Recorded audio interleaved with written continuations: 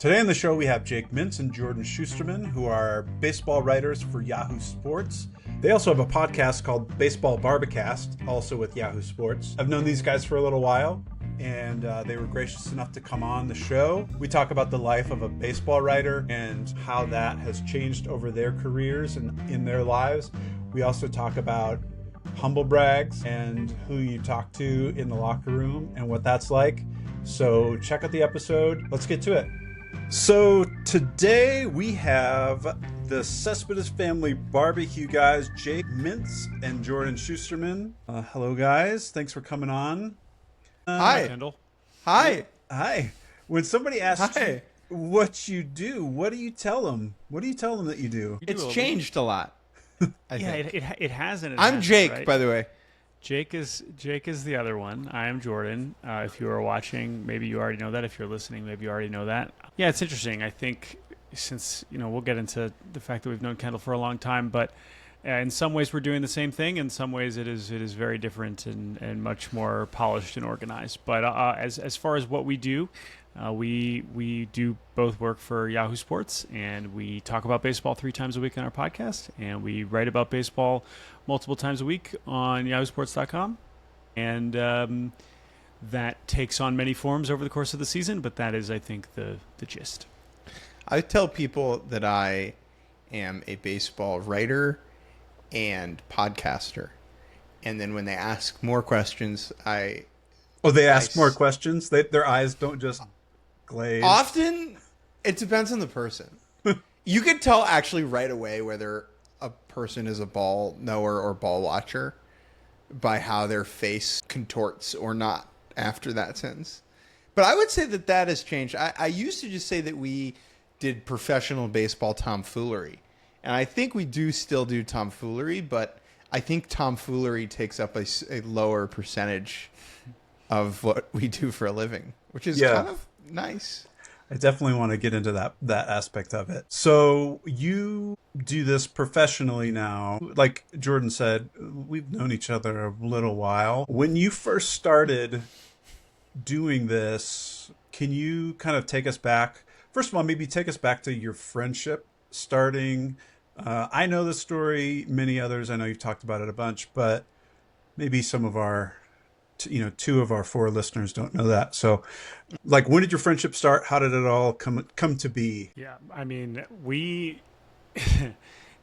did not appear likely. I would say it was not trending towards a long-standing professional relationship, let alone a close personal one. Because we grew up in the same area in the Maryland suburbs of Washington D.C. and kind of knew each other through synagogue and just being in the same area, but not friends at all when we were first knew about each other, because we were kind of occupying a similar space in our small Jewish private schools social circles. But eventually, come to high school, once we got a little bit older and baseball became really our respective passions and focuses, that made us kind of stuck together because there wasn't other people our age that were that interested in talking about baseball all the time. So that is how we started to accept that we should probably hang out. And then from there, it just became like, all right, well, we have all these ideas and we want to do more than just have conversations. That didn't mean that we were like, oh, this is going to be a job, but that's how we started to form a website that, honestly, Kendall, you ultimately enabled. And, and there's a world where if Kendall does not help us on the back end with our WordPress and hosting stuff and the podcast, we're in jail. Then it's just over. Like we don't even come close to getting this off the ground. So it's all your fault, man. We really appreciate it. And I would go ahead, Kendall. Go ahead. You can respond to that. I think you guys have always overstated that. You would have been successful no matter if you met me or not. However, it's been fun to watch the progress, the growth that you both have gone through as time has gone on. It's been super exciting to see. Go ahead, Jake. I appreciate that, Jordan. You know what we never considered vis-a-vis Kendall helping us? Maybe what he was doing for us was just like outrageously simple and easy for him. Like, even though in our minds, like, we didn't know how to do any like back end website stuff, right? for Kendall, course. like it could have taken like we don't know. Maybe it was really, really hard, or maybe it was like 7 minutes and like matter, a button we couldn't find. It's all relative. You know? It didn't matter. It's not like Kendall was lording over us and being like, listen, you can't. He was at no point being like, you can't do this without me. But it was That's for sure. He was a friendly face, and someone who recognized, or at least was friendly enough and generous enough to be like, hey, like these guys are trying to do something. I don't know if it's going to go anywhere, but they are at least. I apparently, and as Jake maybe alludes to, this is not maybe a heavy lift for me to help them out, and so I guess I'll do that. I still don't know. Forever. Yeah. I still don't know how hard that is. Yeah. Well, I Kendall will does. say it's definitely part of my job. So it Okay. wasn't. I didn't have to learn new things. I'll say. However, it was one of those things where I've been into baseball for a long time and saw you guys and was like, you were what, 17? Like 18, yeah. 18. I was 17. I guess 17. Jake was 17. I turned 17. Yeah, in the beginning of freshman year of high school in the fall of 2013. Yeah, Whereas freshman year of Jordan college. is a little older, Yeah. and the space in between we call the Bellinger zone. Now, why? Why? Because Why? Cody Bellinger was born in that Oh, okay. time. He's born like exactly In between us. us in July of '95. But yeah, so as you mentioned, we were Like very, kids. very young. Like Yep, we were Children, absolutely children. and like I remember, and you had a podcast, and you were big on Twitter, and like among baseball nerds, if I could say, a growing following in that realm, and so I just reached out and whatever, we got to talking, and it was one of those things where it's like I could see like other 17, 18-year-old people were not speaking about the sport or not speaking about things like that in the same way. And so I was like, there's something about these guys, whatever it was. They're like, I want to be super clear, not taking any credit. This is all you guys have worked so damn hard. And it's something that I actually wanted to ask you guys. Like, I know that in the industry over the years, because it's been, you said 2013, so it's like 12 years. You guys have been in the game for a while. Like, I'm sure that you have seen haters or people kind of like blowing you off, or especially in the early days where like you were 18 years old and doing this stuff. Like, We were worth blowing off to a certain extent. yeah. Okay. Well, But like, finish the like, question like, before I know. Yeah, because I just want to know. how did you handle that? Because you were putting yourselves out there doing this creative endeavor that was unique and interesting, and people, obviously a very large amount of people said, this is awesome, I want to check this out. And other people, I know that I've heard, like, just online and people talking shit basically, and it's like, has that affected you? Has that been any part of something that you've had to put guards up, walls up? How's that affected you at all? I'm really bad at it. I'm still really bad at it. And Jordan knows that I'm really bad at it. And he's better at it, and I think is able to maintain a healthier perspective on things. I still struggle with it like a lot, where it's, I will not tweet out something I rarely tweet out things that I write now, and it's a bad thing. And it's because I'm super self-conscious of the thing, of like whatever it is I created, even if I worked hard on it. And so like, I don't want people to see it, which is freaking bonkers, because that is completely antithetical to the whole point of the job and Right. like why we get paid. And so like, that's not something I've solved at all. I think it's something that's gotten harder for me over time, because when we were 18 and 19 and 20 in college, it was like middle fingers up, like, screw you, this doesn't matter. Like, we're goofy. And now it's like, this pays the bills. Like, I have a reputation that I need to maintain, So that's just my own personal perspective with it. Well, it's interesting because I don't know if this is kind of what you meant to ask, Kendall, but like as you were setting that question up, it felt like you were kind of hinting at the road to get here from the standpoint of there was a time when, people didn't take us as seriously, but now we're established and we get to do it as a job. Yeah. And Like people in the industry. Yeah. But the reality is, like, I think Jake's response is obviously also worthwhile perspective and insight, and still something that I deal with too in different ways, I think. And it even happens to me too, where it's like sometimes it absolutely is true that like not everything we produce is like our favorite thing ever, and so we're less likely to want to promote it. That happens to me also. But back to what I was getting at is just like, the reality is we were very lucky along the way that it was so much overwhelming positive feedback. And we were very fortunate that we didn't really, I imagine there's a lot of people who take more traditional paths in this industry that get stuffed over and over and over and over and over. And like that has not been our experience. And we are super lucky for that to be the case, right? Like we've had all these opportunities open up. And like, yes, it's because we've worked hard and we went places and we did it at an early age and we went on these road trips and all these things. It's not that we didn't earn it, but like that kind of adversity hasn't really been there from that case. So what's interesting is that now it's more about, okay, cool. Now we're here. We're doing it for a living. How do we stay here? How do we feel like we still belong?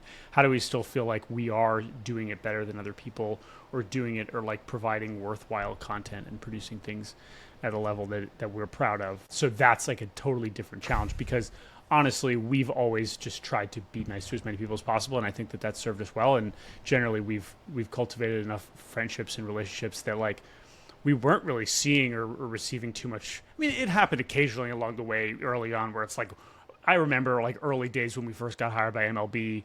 Obviously, there's a lot of people being like, "Yeah, awesome, that's so cool." And there's people like, "Why would they hire these? Like, what did these people do to deserve this job? Like, why did they get to do that?" And I understand that perspective too. Sure. But for the most part, it's kind of interesting how like now it's more of a challenge to like make sure we feel like we're doing it. Well, and I look back on it, and Jordan is right. We've always had this like no beef mentality of trying to treat people well. But I think that in the beginning, we lacked a certain perspective and insight into the way that this industry works. And I think that's specifically true when it comes to like beat writers and Ken Rosenthal. Where it's like, when you see how these people grind and the passion they put into their craft, it makes it harder to like dunk on a typo, right? Or, like, oh, this tweet about this backup second baseman's hamstring, right? Like, it's funny to laugh at that, but that person is doing their job well. And I think that we did not always treat that with a seriousness that it deserves. Now, it's all still contrived fake sport for entertainment. Right. But I think that having more empathy towards the jobs people do in the world and how our actions or what we tweet or what we say impacts those people, I think is something that has informed how we do our job way more over the last 5 years in a really positive way. Is that because of situations that you were in where you stepped in it and were like, oops, and kind of got your hand slapped? Or was it just like being around it, you kind of pick up on those things? Being around it. Yeah. I like, just one example. I have this vivid memory of our junior year of college, like right the beginning of second semester, like in the winter, when MLB was like, we'll hire you guys for the upcoming summer and you're going to write some stuff. Back from abroad. After we got back from studying abroad. And I tweeted like a screenshot of an alert from the MLB app that was like phrased in a goofy manner, and I made a tweet making fun of it. And I got a call from our gonna be boss being like, you can't do that. Everyone here sees your tweets. The person who does these alerts like is a breathing human who writes these. Yeah. And don't piss them off. And I just remember thinking that and be like, okay, like sure, I won't do that anymore. And then when we went to go work at MLB, we sat like 2 desks down and became friendly with the dude who was doing those alerts, right? Right. And like, to me, that is a perfect moment. Now, it doesn't mean you should never make fun of anybody ever, right? Like, we can all have a good time, but like that specific thing, I find that to be this very instructive. Well, example. right, and now that applies to just like what we're around all the time, which is just like other baseball writers, you know, not all of whom do a podcast, right? Like they might have a different platform. More and more than ever. Working in more and more than ever, for sure. But you know, we are still unique in like where our voices and words are most concentrated, I think, relative to the people that are normally at the ballpark. Yeah. So I think, and as we always often say, like I think we think that that's why what we do is good, and why it's better and different than what, certainly a lot better and different than what we were doing originally 10 years ago. Yeah. Where it was like entirely subsisting on the combination of knowing stuff and being entertaining and funny. Like now it's, but at that point we could maybe entertain you, but we couldn't necessarily inform you. You know, that was not. Now I think we we can actually do both. I think I say this all the time. It's certainly the goal to do both. Yeah. There are people in the industry who are more entertaining, and there are people in the industry who are more informed. I think that is a fact, and I don't think that there are many people in the middle of that Venn diagram, as much as we are. Like, the one person who immediately comes to mind for me is Foolish Baseball, who like we love and think is a star and adore for a million reasons. Even still, like, I take a lot of pride in that being a small number of people trying to do that very specific thing, right? Yeah. It is digesting what is actually, or like taking what is actually happening, digesting it, regurgitating it in a form that is compelling enough to entertain and educate. I think that is a huge part of it, because obviously early days you were goofy. You guys like were just kind of doing funny, silly tweets and things on your podcast. But it was clear to me for sure, you guys know baseball, and you like even back then grinded it. Like hard. You guys worked. There we go. Like I'm holding the 2017 Baseball Prospectus Annual, right? Like like we were dorking out, right away, and working hard, traveling, and all these types of things. And so it was always interesting because, yes, there was the silliness and the ridiculous things that you did and talked about, but underlying all of that was this knowledge of baseball. This, there's a scholarship, might be a little bit too strong, but like around knowing the game. And that always came through to me. And so I totally agree that Venn diagram that you talked about, Jake, is something that is very present and interesting. Creatively, as you guys have been a creative partnership for 12 years or whatever it is. How do you navigate that from a creative standpoint? And then how has that changed over time? Yeah, I mean, I think that our jobs have demanded it to change. Our lives have demanded it to change. There's a big difference between sitting next to each other at a desk every day, which was the case for really only a year and a half. 2019, it kind of made up for it because we were together and creating a show together, sort of. But whatever. So we can say 2.5 years where it was just like regularly in the same place every day, all the time.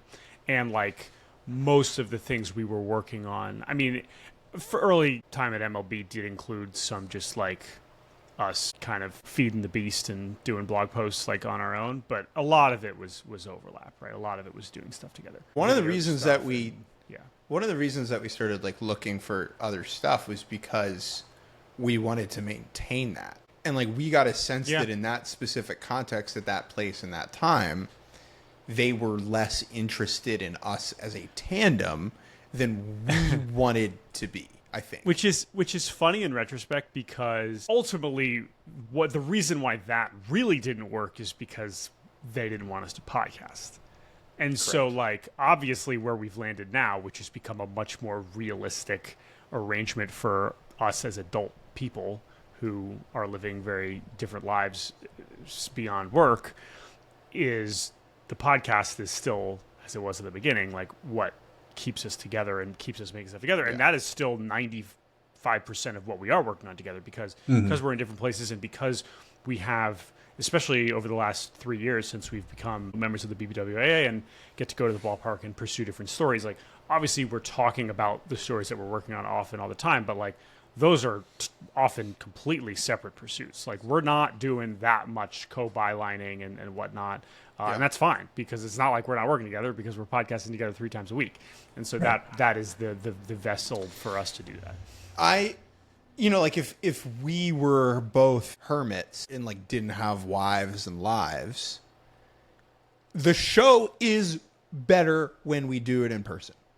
Like definitively, in my opinion. I still think 97% of shows that we're doing are like this over the internet, and I still think it's very good and a good product that I'm proud of. And I still think that when we are in the same place, the show is better. Why? What part of it? We can find the pockets in each other's stuff, like in each other's cadence. And that's what makes, I think we do a lot of things well. I like to think that. I think that's one of the best things, the most unique things, is how long we've been working together. I know where Jordan's going. He knows where I'm going. I know like where to hop in. I know where not to hop in. And it's so much harder to do that over the internet, because there's either a delay slightly, or you don't read the body language right. Like there are reasons for that, right? And so like when we get to do shows in person, whether that's I visit Jordan in Ohio, or he visits me wherever now I'm in DC, or we're at All-Star, or we're at the World Series, like I just think those shows are better. And still, like Jordan said, our lives are in a point now where we are both living in cities primarily because the people that we love the most in the world are engaging in pursuits at various universities that are in a place. And so it's like, that's the reality of our lives, and we wouldn't change that for anything, and we're happy and we're fulfilled. But there's definitely a part of me that's like, man, like if I lived in, ex-Bourbon, Ohio, 25 minutes from Jordan, we had this little tiny, barn of an office, like the pod would cook. But then it's like, I'm like, I don't want to do again, that. like I agree. Of course. And I wouldn't want, like, that's the thing. Like, and Jordan doesn't live where I live, right? Like so that's fine. That's great.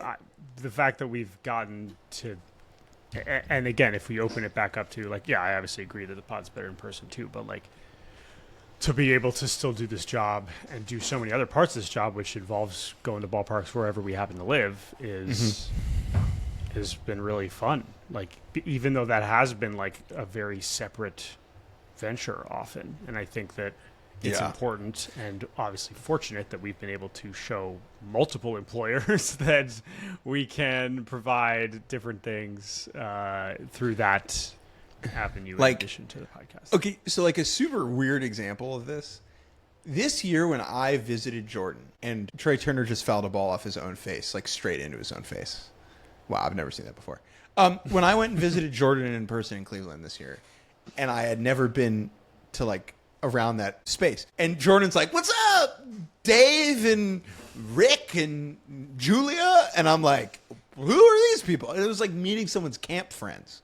Right. And then the flip side of that, Jordan, was like last October, correct me if I'm wrong, the first time you were ever in the Yankees locker room was after they lost Game 5?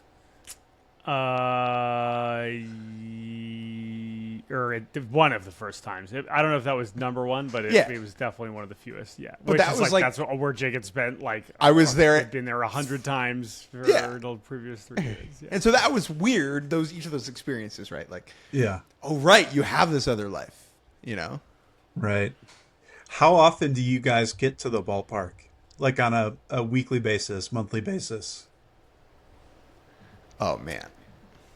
I mean, well, it's obviously different. Well, Jake's still. It's different for a bunch of reasons, right? So, like, I moved to DC 2 weeks ago. So Yeah. my cadence is not totally figured out yet. In New York, I had 2 teams. And with the way that the schedule works out is that the Mets and Yankees are almost never, ever home at the same time. This week, I think, is actually the only time all season they're both playing home games at the same time. And so what that means is 13 out of 14 days, there's a game. And so I could go 13 out of 14 days if I wanted to, but like I said before, sometimes it makes more sense for us to watch 11 games on our couch while eating dinner with the person we love and, you know, following that than it is sitting in the press box watching one game. That's just the reality of our job for where we're at right now. I also think it's super valuable to go and, you know, do and watch a full game in person, like as often as possible. So I would say, like, in New York, my cadence, the rule I had for myself was if I'm home for a 3-game set, one of the 3 days I go and I stay for the game and I do post game. One of the days I go and do pregame and I leave at like 6:30 for first pitch. And one day I don't go and I watch games at home. Like, that is, to me, the ideal breakdown, the ideal cadence of it. I'd say it's pretty similar for me. Obviously, only having one team, there you just have longer stretches where you don't have anyone to go to, which is fine. So it's just about making the most of the time. And sometimes you get way more than you expect, and sometimes you get nothing, and it is what it is. You definitely pick your spots for the kinds of games that I'm much more picky about the kind of game that I actually want to stick around for, because I just find more value in following other stuff. But occasionally something falls in your lap, or like I had like a Max Scherzer start earlier this season, which I felt like was like, that's something that I want to, lock in on and know that that's a story that I want to tell. So we'll see. Sometimes those become apparent. I think for Jake, it's definitely a different assignment for Jake. Now this also applies because of just like how our jobs work and, needing to. This is something that I think Jake will now learn more as he is not around, two teams that matter the most, because generally there's usually not going to be a bad. I mean, not that the game can't suck, but like Mets and Yankees always matter, and so there's just a higher likelihood. Game, yeah. And this is what I've already felt. Like, I've been here 2 weeks. I haven't even done the drive to Baltimore yet because they were playing the A's, and then I was out of town. And like from 2:00 when I get to the yard until 7, the setup here is better for a million reasons, right? Because it's like the Yankees, first of all, are the most rewarding and infuriating team to cover. It is an iron curtain. There's a million people in there. It feels like it's a whole different sport because of how much people care, and that's fulfilling and horrifying and exhausting at the same time, right? Like when you go to the Yankees for like a week and you get a good story out of it, it's the best. But like going there is like pulling teeth. So from 2 to 7, my life now is better. Like from a work perspective. The second the game starts, brother, I watched all of a Nats A's game last week. You got a real tough intro. I mean, the Nats are a problem in and of themselves. I got the Brew Crew. That was good. But then Nats A's, it was like, the Shea Langoliers 3-homer game. right. And it was like, and it's not even the game. It's just the first pitch, and there's just no zest in the yard because the team's not good.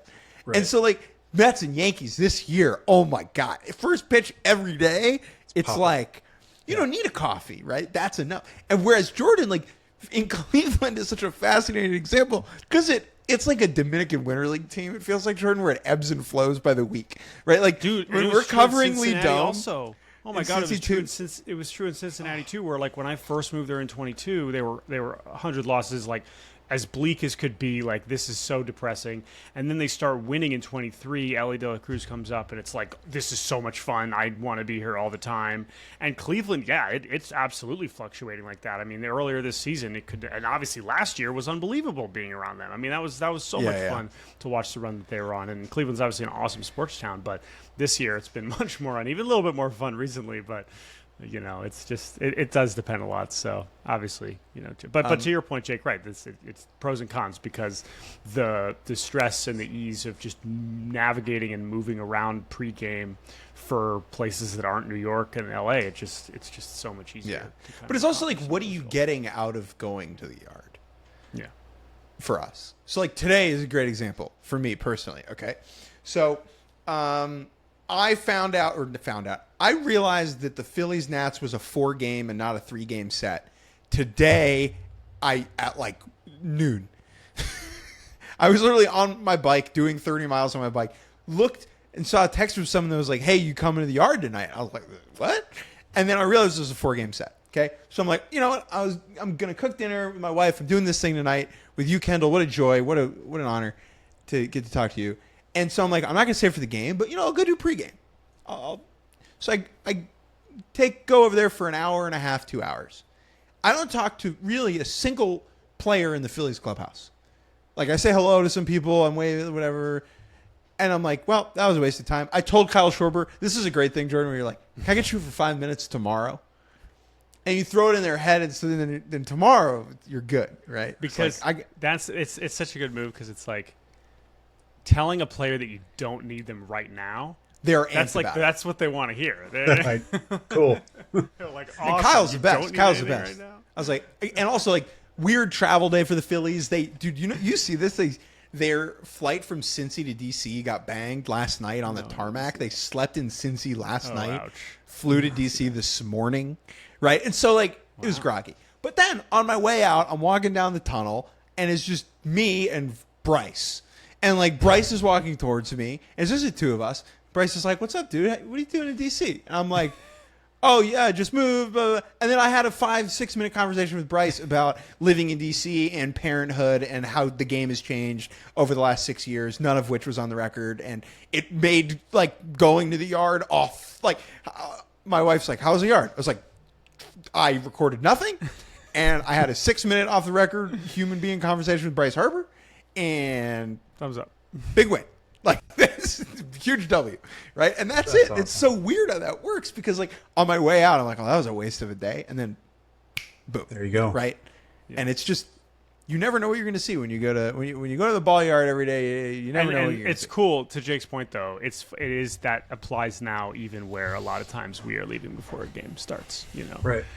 You have a plan. Oh, I'm going to try to talk to that person, and then it's you end up getting something completely different. So. Also, just not to sound like a schmuck, I understand that I did sneaky humble brag that I was walking down a hallway and Bryce Harper was like, "What's up, dude?" Hey, man. Like I understand that this just happened. It's okay. I understand how that comes across, and I you called him apologize. just Bryce, so. Well, okay, I'm not talking about. I knew you meant. Kendall. I knew you meant. I actually agree with Kendall. I think that was the most. That's the thing. No way, incorrect. No. I'm not talking about Bryce Teodosio or Terang. But you would have just said Bryce Harper. You would have gave full name. You would have said full name. I'm not saying people would No. He's a one name. If you had the same situation, would you have said, "And there I am," and Ellie De La Cruz? No, you would be like, and then Ellie was walking. Like, if I was, this is actually a good perspective. I'm saying if we're assessing, Hosey, we're grading, then I ran into Hosey.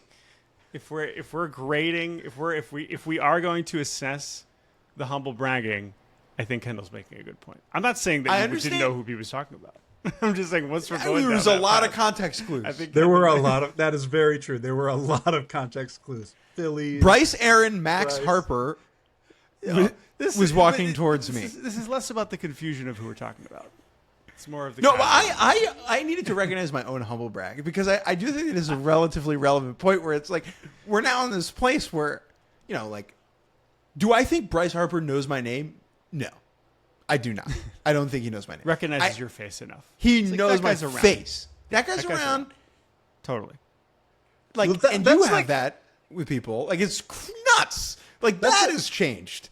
That's super interesting because you have these relationships with these people. Like, if you're going to, however many games a week, you just kind of, by proximity, have these relationships. Yes. Hey, how's it going? What's going on? Whatever.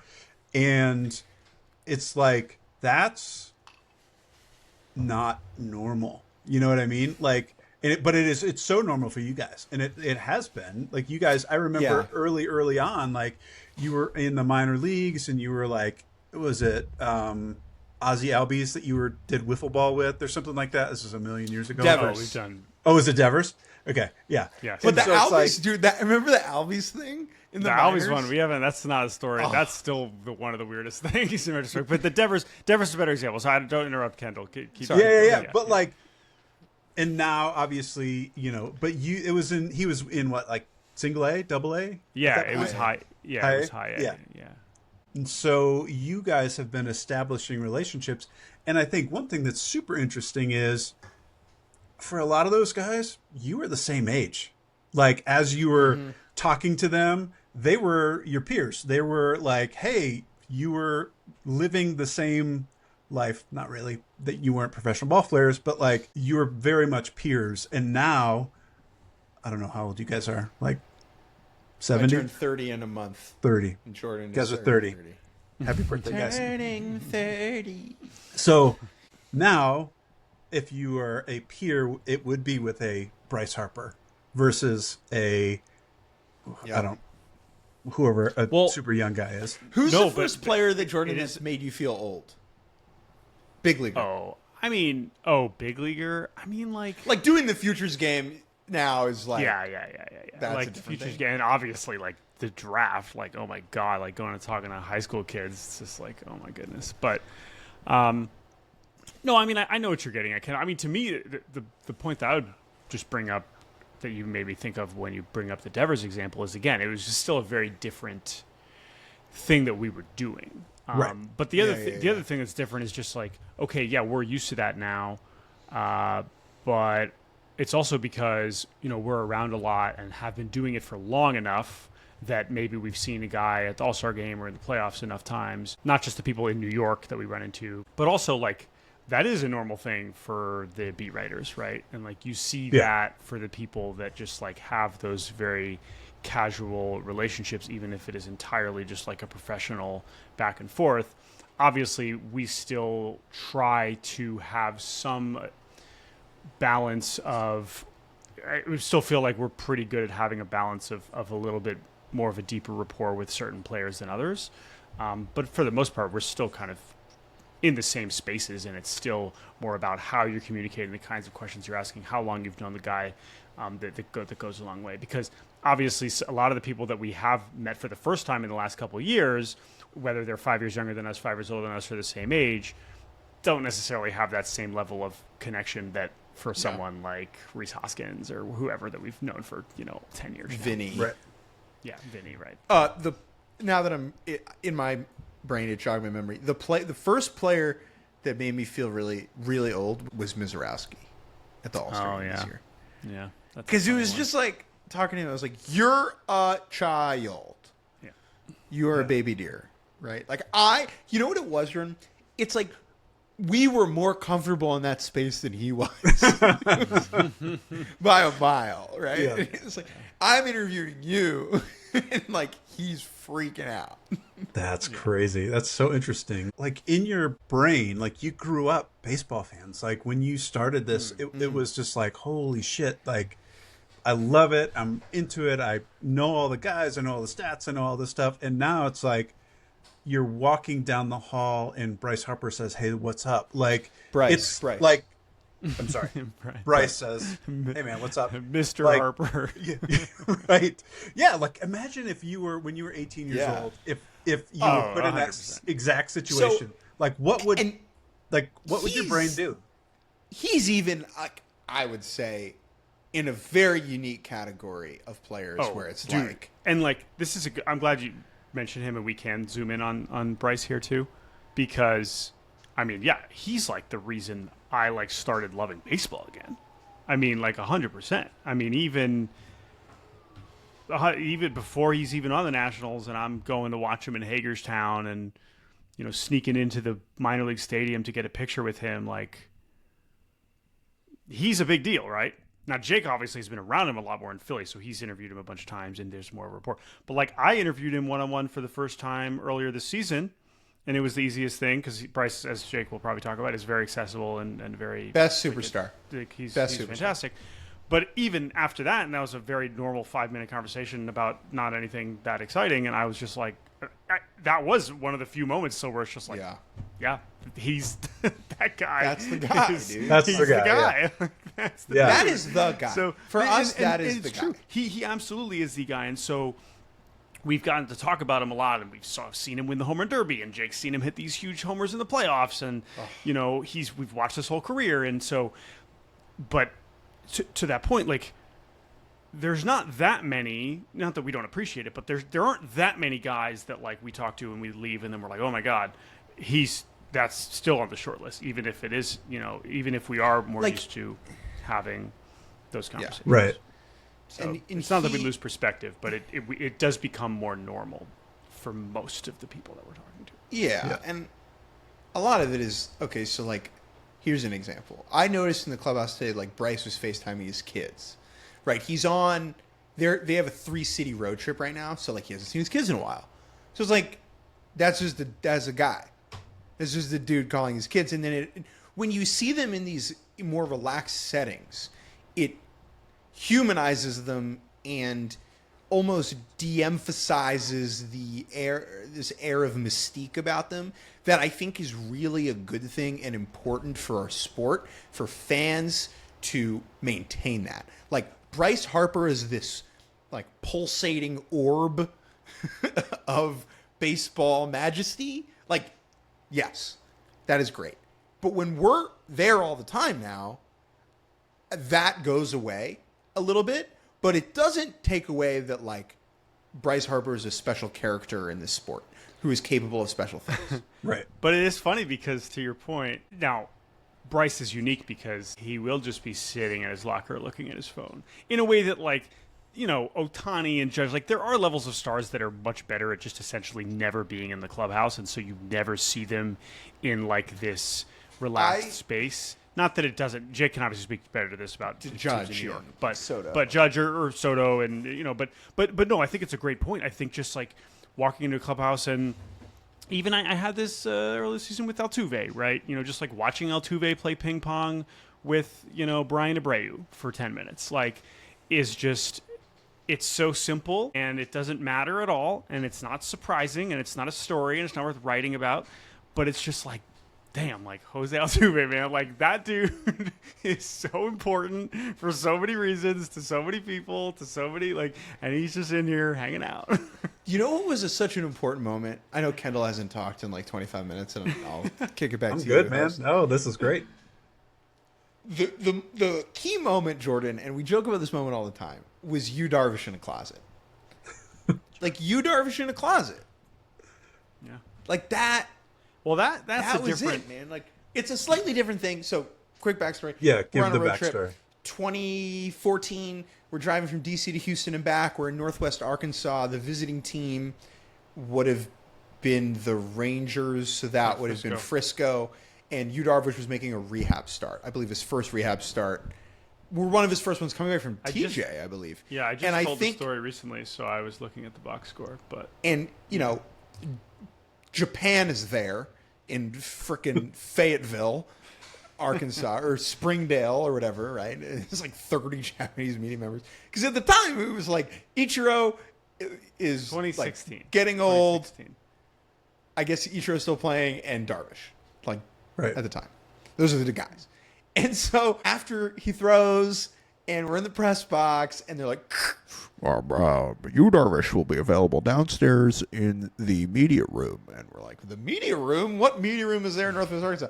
We go down, and the media room is just the closet where they keep all of the minor league, like, bric-a-brac, whether it's like an inflatable horse or enormous, bowling pin or whatever the hell, right? And so we're in there, and all these very serious, professional, respected Japanese media members are like asking him questions, and I assume that like someone from the Fort Worth Star Telegram is there or whatever, and we're laughing so hard, and Jordan like keeps having to like hit me. He's like, "Stop it!" Like I'm like, "But there's a spinny bat over there," and like to me it was like, oh, these are humans that are operating in the same spaces to a certain extent. Jordan, you made a face just now. Yeah, what happened there? Well, I just pulled up the box again. So this is not when he was, because this is 2016, not when he was coming back from TJ, but I guess he just had some injuries early in the season.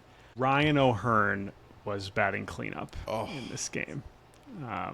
Go Royals. Before he was even like a terrible big leaguer with the Royals for 5 years before becoming an all-star with the Orioles. But yes, he struck out against Yu Darvish. So and now he's teammates with Yu Darvish on the Padres. So there you go. Some weird. I wonder. This actually be fun. Next time we see Ryan O'Hearn, if we see them, let's see if he remembers facing Yu Darvish. I'm sure he's faced him since then, but this is when he was, coming up, and he faced. I think they actually face him again the next week. So anyway, we're going off track, but I do think like the big picture thing is just like what the access gives us, in addition to just like the ability to do our jobs, is the very simple, basic, behind the scenes moments where you're just like, oh yeah, like these are just guys. Right. They're really just dummies. Really like just people. And it's just like they're really good at baseball, but like they're just sitting in there on their phones. They're in there playing Sudoku, just passing the time. Like they're Here's an example. Can I tell a quick example? Today, two players who will not be named for reasons that will become obvious. Okay. They're doing the crossword. One guy looks at the other and goes, "What is satiated?" And the other guy goes, "Do you mean satiated?" And he's like, yeah. And the other guy's like satisfied. It's like the same root, like sated, Dude, the guy's like, nah. Watching, I'm like, all right, man. Watching big leaguers do the crossword. Oh, I'm not one to judge because I don't do crosswords, and whenever I do it, I suck at it too. But it's so awesome because it's like I could do the Wednesday when I'm cooking. It's like they don't even seem to really be enjoying it that much. They're just like, it's here, so like I'm gonna try. Like they could put a DMV form instead. Like, oh, it's something to fill out. Okay. Yeah, some guy's just gonna pick it up and be like, I guess. If you put it in the same little like holder as the Sudoku and the crossword, like they might just start filling it out. So let me zoom out just a little bit, because like what we were just talking about is interesting to me, because I think we've all seen and heard at the ballpark people yelling, heckling, all of these things. Clearly, they do not see these players as human beings. Right. Like what, as baseball fans, and then as baseball writers, like what is there to do to humanize and you can't teach empathy in that way to the general public. Yeah. Unfortunately, I wish you could. But what could be done in your mind, not necessarily from you, but just in the world, in the sport, whatever, to build that? Because I think that everybody's just trying to put food on their plate. And, like some guys do that by hitting a ball, and some guys do that by like picking up garbage. I think it's tough, right? Because, okay, how are these people different than us, regular normies? The fundamental thing is just a wealth disparity. Yeah. Right? Like Jordan and I are happy and fulfilled from a financial standpoint. It is a different hemisphere. I don't own a watch, right? These guys have watches that are like 25x Jordan's mortgage and they don't blink. Now that's some guys, right? Back end of the roster, relievers, call-ups, guys making the minimum with not bigly full. Like, I understand that. I'm just saying, like, generally, right? That's the fundamental difference. And in terms of humanizing them, I think it's probably it's better and worse now. Like, gambling is its own bag of worms. And I actually think that if you took gambling out of it, which you can't, that fans are more sympathetic towards ball players than they've ever been before. Right? Interesting. Why do you think that? I do think that. Like what makes you feel that way? I think there's just more perspective. I think fans are smarter than they've ever been. I think the information is better. I think we see more of these people publicly behind the scenes than we ever have before because of social media. Yeah, that makes sense. And I just like the era of Can you imagine the things that fans were screaming at players in like 1986 or whatever? Like it must have been just unhinged, outrageous. Maybe some of that is a societal trend, right? But like booing, goofy. We don't boo. Like we've never booed. I don't know if I've ever booed. Maybe in jest at a pickoff, Right. but like, like booing a human that didn't do a crime is weird to me. I can't wrap my head around that. But I do think that gambling, adding that into the equation, just creates a whole other level of stuff where it's like, if fans have a vested financial interest in the way someone is doing at work, it just creates all these bizarre, kind of yucky incentives. Yeah, I agree with most of that. I guess it's just hard because the people that we're talking about trying to reach are probably not listening to our podcast. Right. So the insight, that doesn't mean that we're not still enhancing the average fan, that it was not likely to be screaming at ball players, that again, there's still value there. But in terms of changing minds and changing perspectives, it's a great question, because in some ways, it does feel like, I think you should ask it to drive time radio.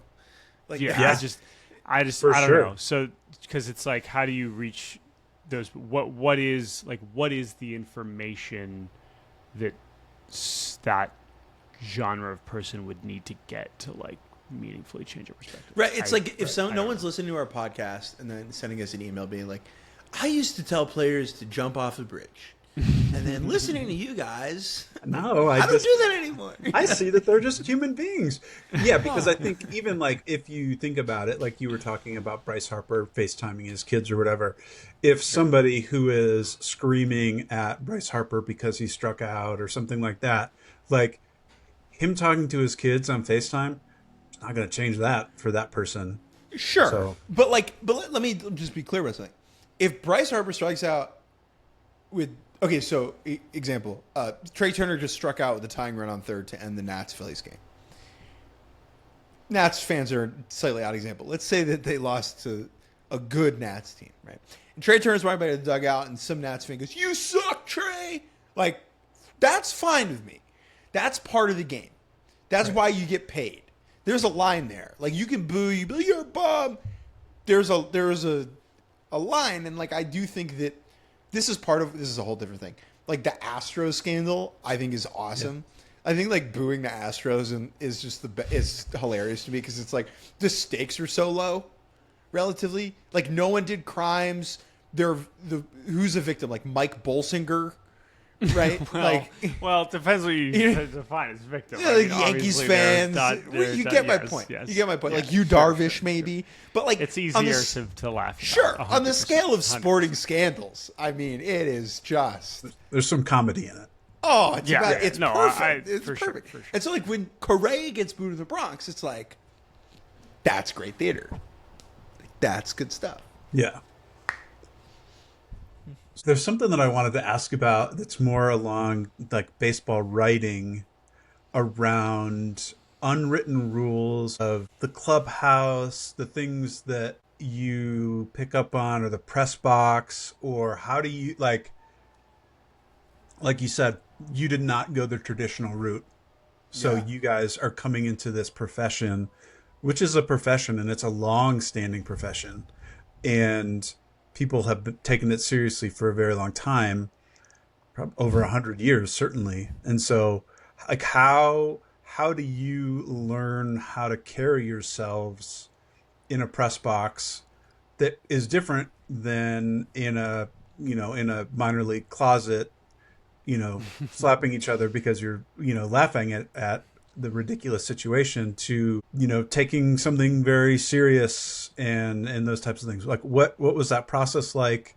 What have you learned? How have you learned it? Yeah, that's a good question. I think that obviously another thing that just we had an advantage on, it definitely helped that even though we've only been in the BBWA for 3 years and have been going to the ballpark regularly for 3-4 years, we've been doing it for long enough before that we pretty much have friendly faces on every beat. and in every press box. And so there's not too many situations where we're kind of going in as like total outsiders.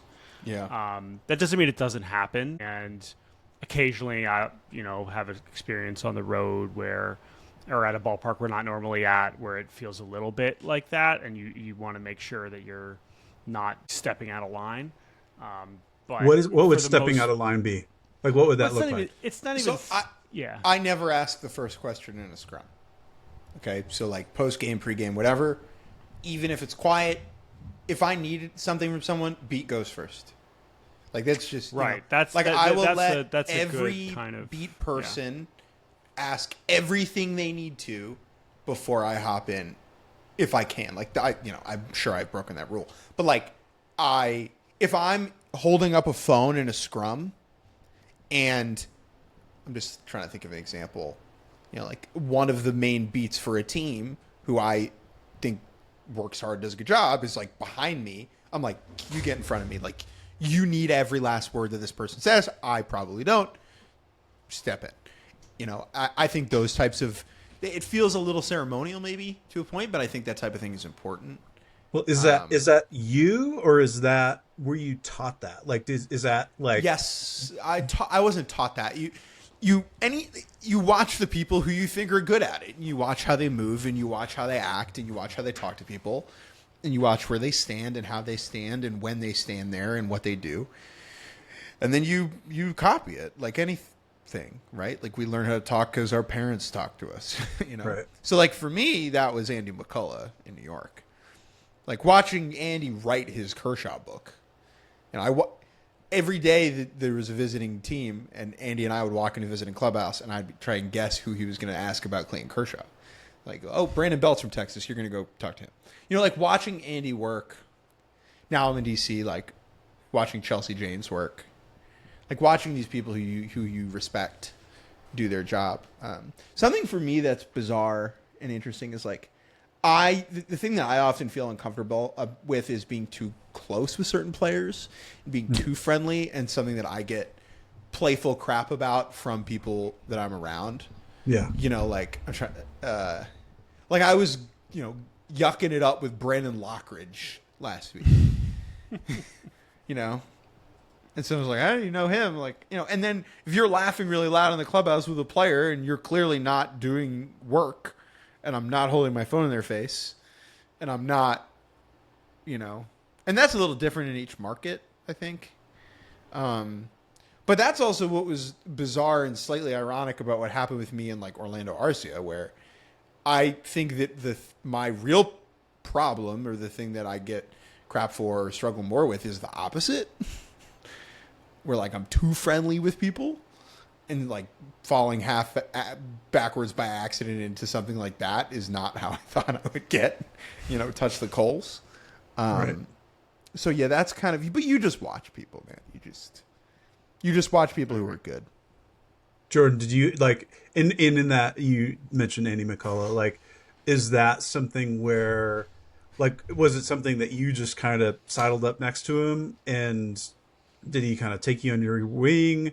Or Jordan, did you have any sort of mentors or people that you have kind of looked to for that type of guidance? A lot of, because a lot of these people have known us. Obviously, the relationships have grown in different ways, because we have, for a long time, we were people that were friendly faces that were basically just like, would make these cameos, and we would see them a couple times a year, and it was always just like, oh, yeah, those guys, ha ha ha. It's different when you're seeing them every day, right? And so that is, but with so many of these people, we have had at least some level of previous relationship to kind of go off of, and them generally understanding that like doing this part of the job is new for us, or at least was 2 years ago. And so all you can really do is just try to fit in those respects. And, that, and it's funny because what you realize is, yes, how you act when you're there matters, but a lot of it is also just literally being there. Like, and that's true for the player, but like, I've noticed this, and this is manifested in many ways. That like that's the thing that people in different chapters will give you the most crap for. God. This is true, literally for me right now. Like, is not being there. You know, like, and it's not Like you that, thought like, you were gonna go today, and you probably texted someone that you'll be there today. 100%, and I'm getting shit, and on. You know, I'm still getting shit, right? And So like, it's like, okay, so like I show the fourth day I'm there, and Nat's PR person who's awesome. It's like 4 days in a row. You know? Same thing. So like that's the part where now again, like I'm not a FOMO guy, and it's hard to shame me. Me neither. So it rolls off of me pretty easily. But like, but I do bring that up because it's a real, whether or not it is about me specifically or not. Like that is a thing that is true in general in this profession. Whether you're a beat writer, whether you're just someone, it's just like that's, you know, we're lucky enough to have these cards. Use it. You know, right? It's not that like go there and write the best feature of your life It's not that you're supposed to necessarily be amazingly productive every time that you're there, but it's like that's kind of the care factor that you kind of can put in. Now again, Sponge there's it up. a level. Yeah. It goes in the other direction where you'll hear the beat, or you'll hear certain people being like, "What am I doing here? Like this was a waste of time. This is like no, it's different for every person because." Different beat writers, different outlets, have different expectations for how often you should be there, right? There are some people who will be at all 162 or close to it. There are some beats that will, you know, miss a day here, miss a day there, and it doesn't make a difference. There's some where it's like more of they're a local beat, but this is again, it totally depends on the outlet. You know, with The Athletic have some people where it's like clearly they're in one market, but they're not necessarily writing gamers. Like there's different ways to do this job for sure. So yeah. I think no one is trying to pretend like they know how much people are supposed to be at the job. It's not like anyone is looking at me and being like, man, like, isn't Yahoo disappointed that you're not at the ballpark? Like, it's not about that.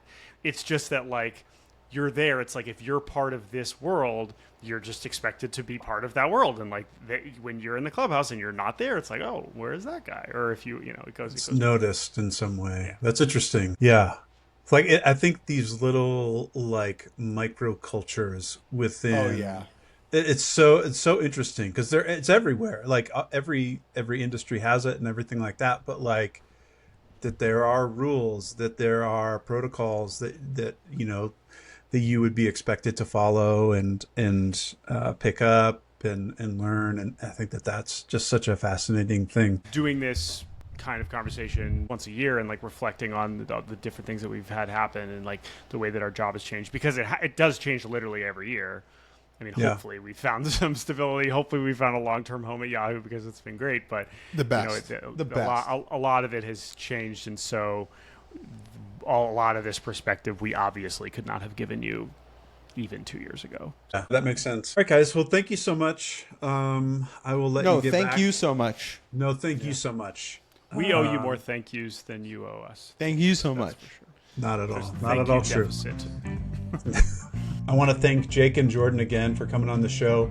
Always a blast to talk with those guys, and just really appreciate their perspective and all the work that they do every day, writing about baseball, podcasting, social media, just representing and being stand-up people in the world and in the industry. So thank you guys so much for coming on. Again, you can find their work at Yahoo Sports. You can find them on social media. I will link up their different social media accounts. And definitely check out their podcast, Baseball Barbacast. Search wherever you get your podcasts. It's a Yahoo Sports podcast. So check it out. I'm sure that you will enjoy every moment of it. Thank you guys for being on the show, and take care, everybody. Goodbye, baseball!